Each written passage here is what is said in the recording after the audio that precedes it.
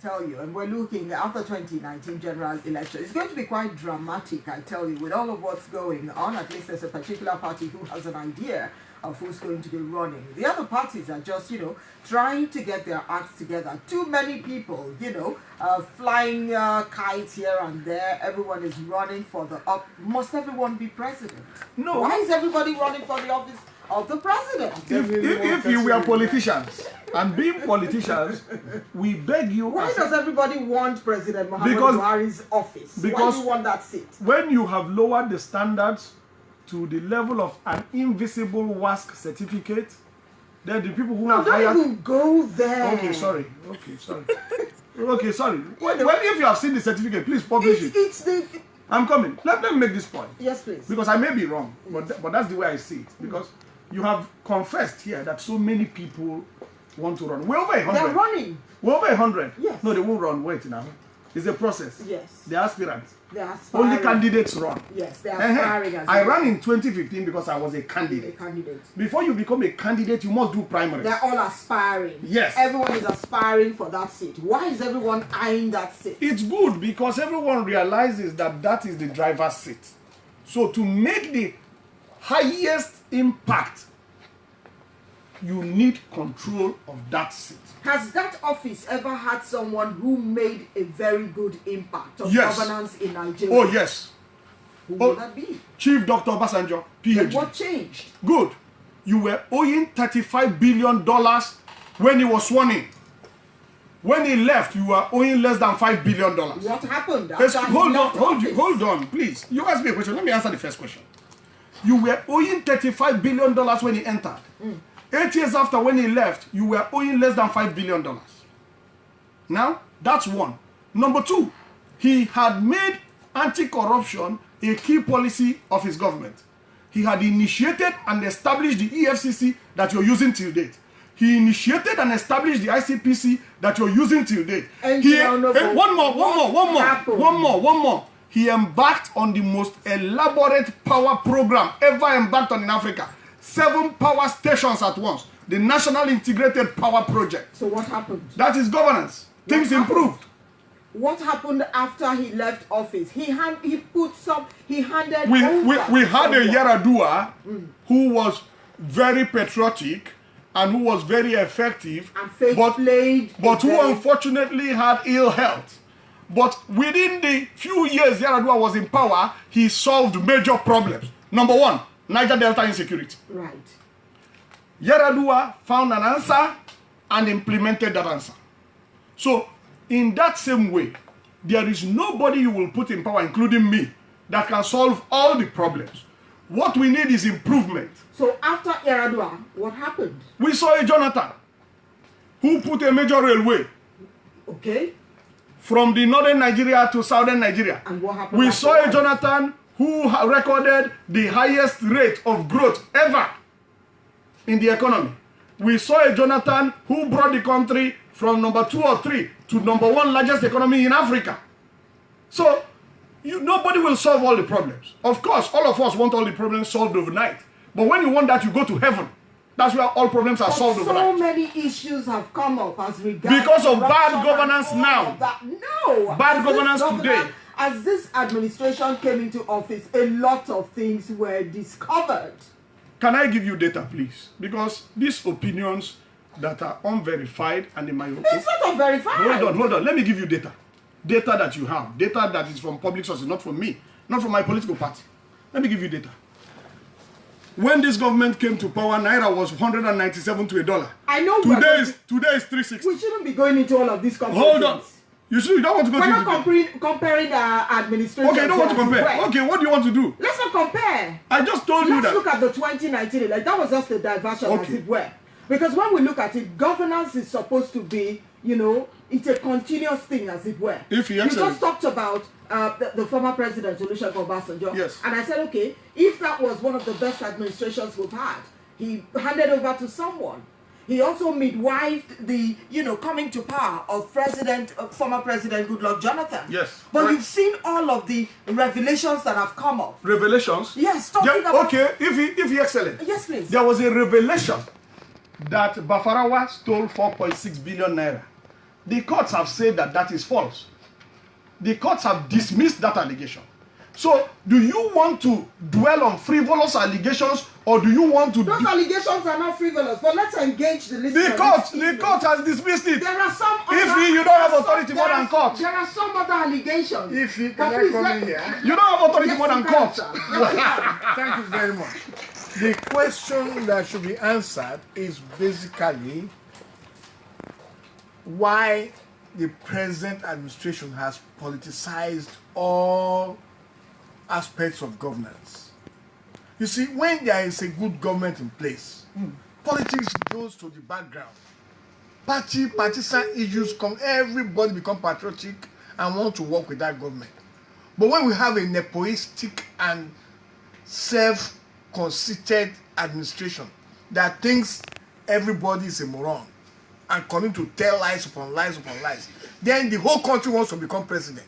And that's why we have over 100 people aspiring to prove that Nigerians can do better than this. Thank you. All right, we'll get you to be part of the discussion here this evening. What you can do is tweet at us, that's at the Daily Report, or you send a message to our WhatsApp line, that's 0906 000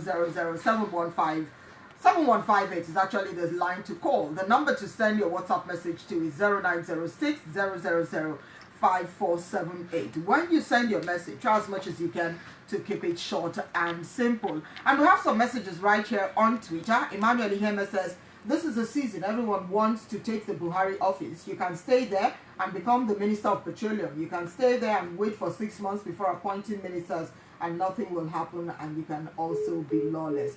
This is one time that I see that a lot of Nigerians on the social media, everyone is, having an idea about how a society or country should be run. Warilaifa Amaru says, take the money, vote your conscience is a morally bankrupt philosophy. The right philosophy is reject the money and vote your conscience. If the people of Nigeria reject stolen money, warning signals will be sent to corrupt politicians. How does a man who hasn't eaten for 4 days reject? Well, we must respect his opinion, but we disagree completely. The money belongs to the people, and there is a principle of restitution in justice. The people have a right to take back their money and vote their conscience. That is the right thing to do in our opinion, but he's entitled to his.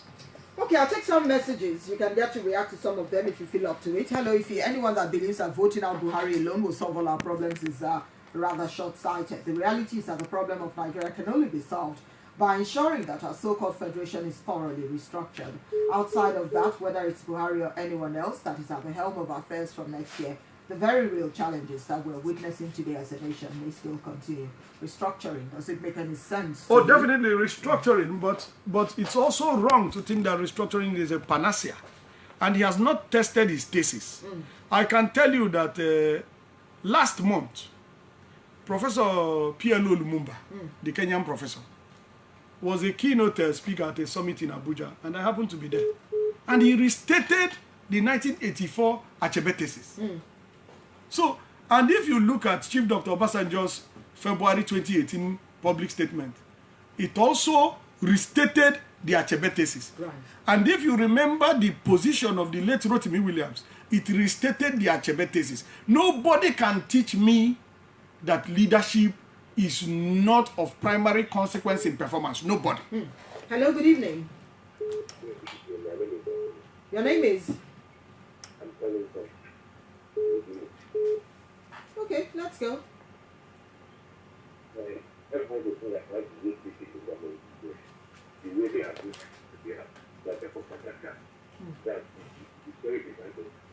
other person except APC. Why?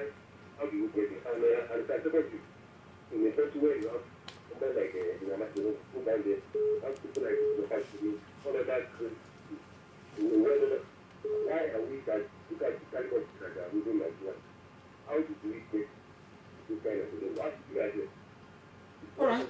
His question is, how did we get here? We have all the credible and very fantastic technocrats that you're talking about. How did we get here? Lack of vigilance. That is universal. The price of freedom is vigilance. We became complacent and we allowed things to deteriorate. And in our complacency, we hoped that things will get better. But things don't get better until you make them better. All right. Hello, good evening. Yeah, it's a good evening. Good evening. Good evening, Nigeria. Martin Onovo. Good evening, sir.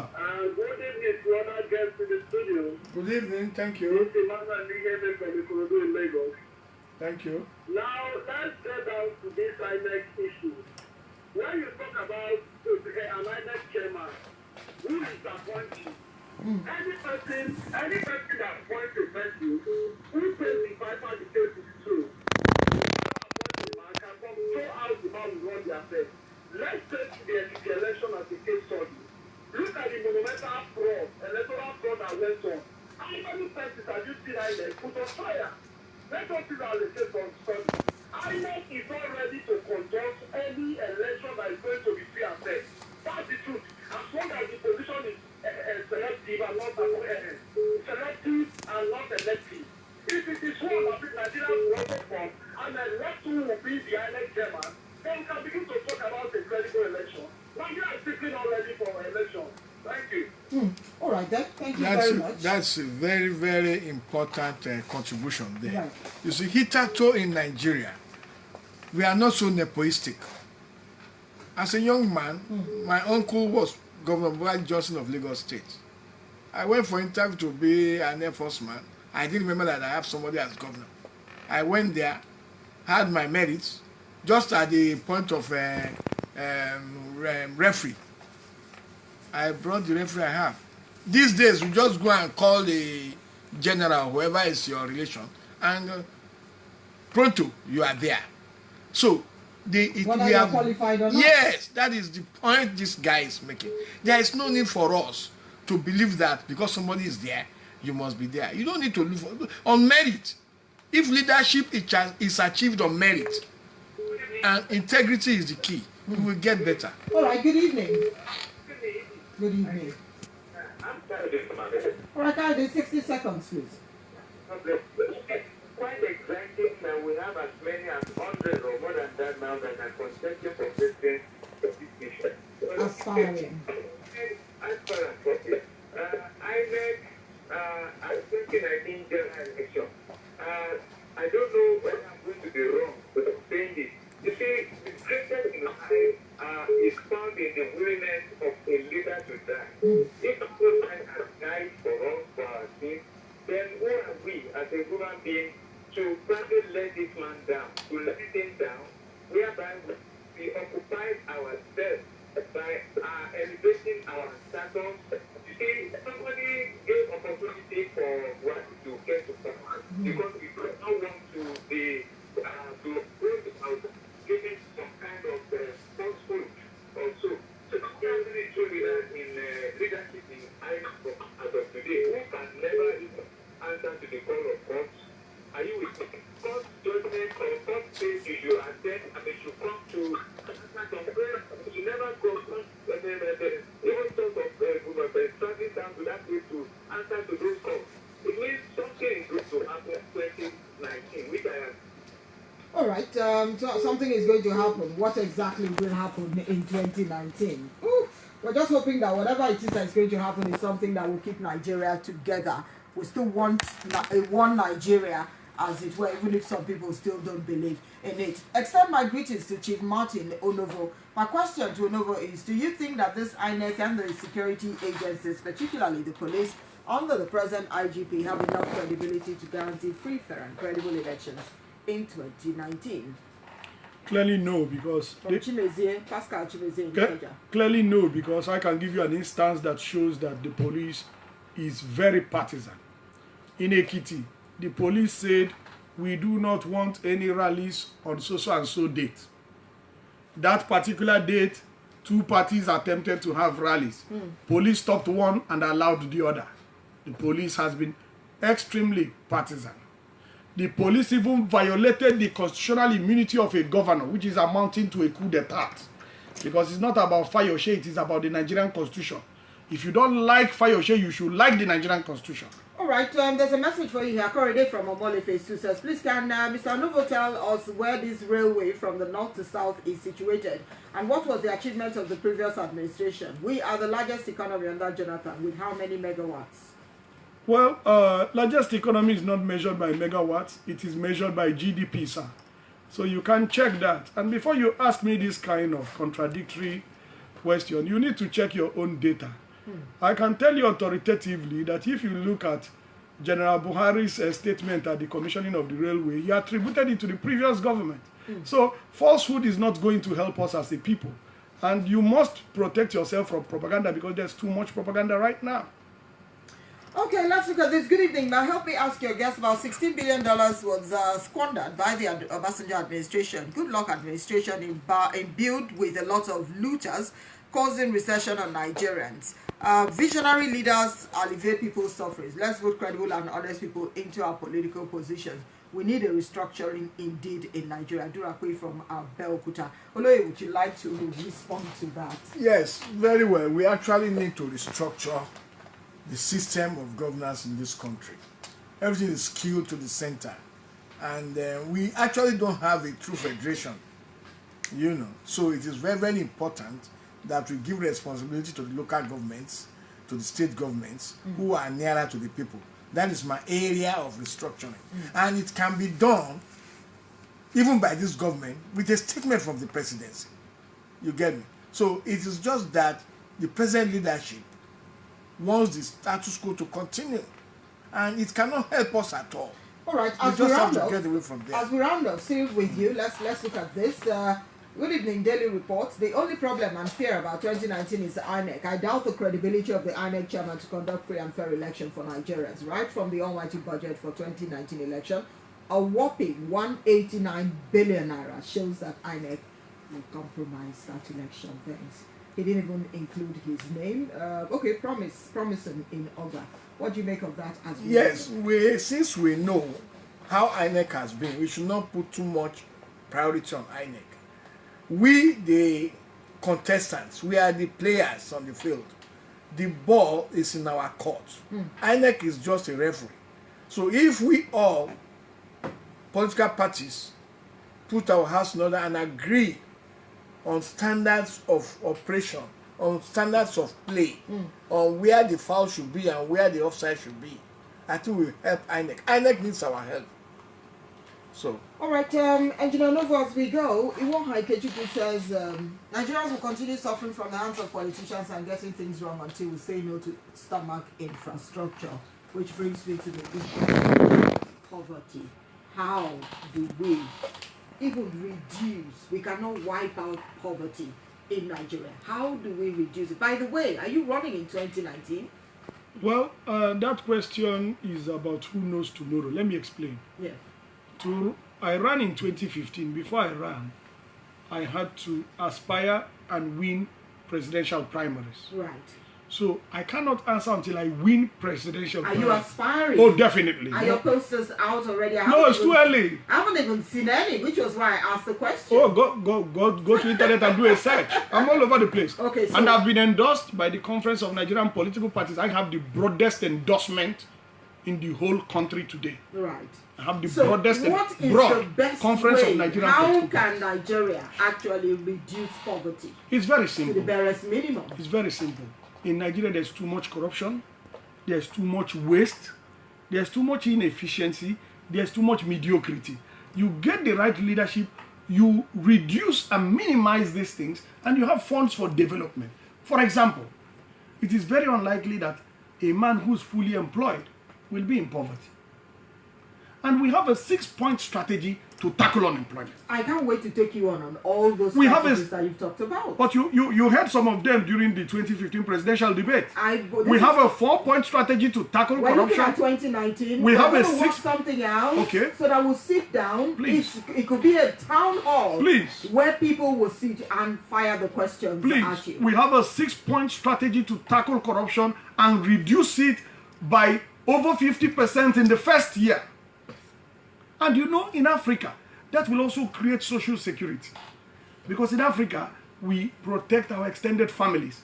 So when you engage one man productively and in full employment, you have taken care of about 20 people. Okay, we need to go. Not to worry, we'll inform you if that sit out or a town hall should take place. And I'm sure my producer is working out something. When you're going to sit down with these men who are aspiring, as it were, and hopefully they get their party's tickets, And let's see how it's going to be here in Nigeria. We need to really talk to them, ask your personal questions. Because sometimes when you're calling on the phone or sending messages, you really want to see and talk to them face to face. That's our show tonight. We'll be back again tomorrow at 7. Be sure to join us. Our guests have been Engineer Martin Onovo and, of course, Oloye Adegboyega Adeniji. Thank you so much for your time this evening. Thank you very much for having me. All right, as we step out of the studio, remember, leadership is about what it is that you have said to the people that you want to do. And when you're not able to deliver, the best thing is to walk out the same door that you walked in from in the first place. We're done, we're gone, we're back again tomorrow. But we won't leave until we let you understand that registration is still on, talking about the mentoring session that will be taking place somewhere in Ikeja. All you need to do is get across to me. That's on 0802 626 5478. That's 0802 626 5478. Reach out to me. Is this something you want to talk about? We're looking at, public speaking, radio, TV, newspaper, magazine. What is it about your content and the reason for you to put out that content? Sometimes we don't answer these questions, and that's why we don't ever hit that mark. I'll be open to taking all your questions at that event on Saturday, the 8th of September. Make it there. We're still open and registering. I am texting in and, of course, tweeting at us. To DJ Lee, thank you very much. To Mary and, of course, Jimmy, you've been wonderful. Executive producer has been Charles Kalu. Have a wonderful evening and leave your dial on star 101.5 FM.